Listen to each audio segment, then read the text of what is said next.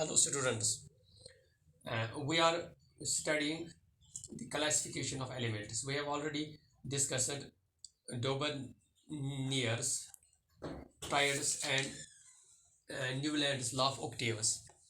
After that, we have had a significant contribution towards this uh, classification of elements from Mendleev. Mendleev was a Russian chemist. His name was Dmitry Mendleev. In 1869, he gave his famous periodic law. This was basically a very threshold in the classification of elements. He arranged elements in the increasing order of atomic masses and observed that elements with similar physical and chemical properties were repeated after intervals, after regular intervals, when we arrange them on the basis of increasing atomic masses. Atomic mass, for example, hydrogen has 1, then we have atomic mass 4, then we have 6, then we have 7, 8, and in this way in increasing order arranged, and found that after some interval, say after 7 or 8, the element resembled the first element. He gave his famous atomic law, which states that the physical and chemical properties of elements are a periodic function of their atomic masses. What is periodic? Periodic means changing in uniform and regular fashion after regular intervals in a uniform way. These properties are repeated, or elements with similar properties are repeated. Like we have phase of moon, the phase of moon are repeated, we call them periodic. Similarly, sun rises and sets in a regular fashion. These changes are called periodic changes. So he said that when we arrange them in increasing order of atomic masses after regular intervals, the elements with similar properties are repeated. So when he arranged these elements in the first atomic mass of say 1, then 4, 5, 8, after some time these are repeated, and we get some rows of elements, horizontal as well as vertical. Vertical rows are called groups and horizontal are called periods, and we get the elements of some 61 were known at that time. He formed a table of these. That table is called Mendleeves periodic table. What was the importance of the Mendleeves periodic table? First is systematic study of elements. It was first attempt in which the elements were studied, elements and their properties, and the properties of the compounds were studied in a regular and in a systematic way. We can infer from the properties of one element how what will be the properties of other elements in that group or in their neighboring groups. Second was importance was correction atomic masses on the basis of their resemblance to a group. For example, we have hydrogen, we have sodium, and this then potassium in one group. On the basis of their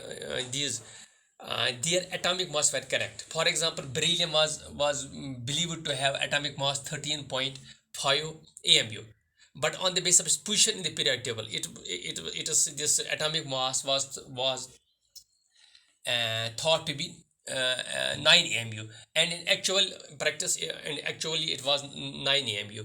So on the basis of their resemblance to a particular group in the periodic table, the atomic mass of many elements was corrected, which was earlier thought to be different, which was incorrect. Then we have third discovery of elements. Certain places were kept vacant. He arranged elements which are resembling and were placed in different groups, and some places were kept vacant because there was no element which would have properties to similar to that position, and mainly predicted that there must be some elements which were not discovered at that time, which will later while eventually discovered for those positions.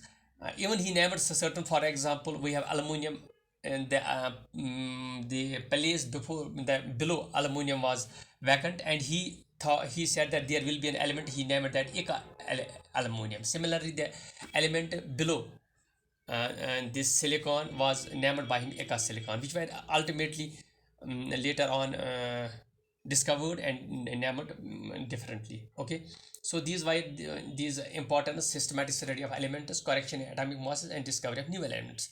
Then there were some defects of the periodic table. First is position of hydrogen. Hydrogen resembled these alkali metals sodium, potassium, and it also resembled halogens, but it was placed in sodium. So why the justification why it was not placed with halogens but with these alkali metals was not given. Explanation for this was not given.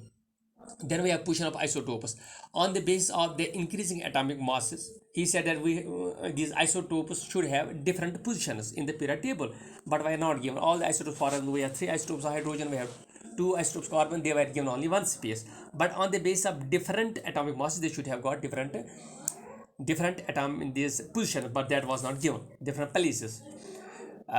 Similarly, there was another defect where similar elements were separated and dissimilar were kept together. For example, we have copper, mercury, gold, platinum. They were kept in different groups.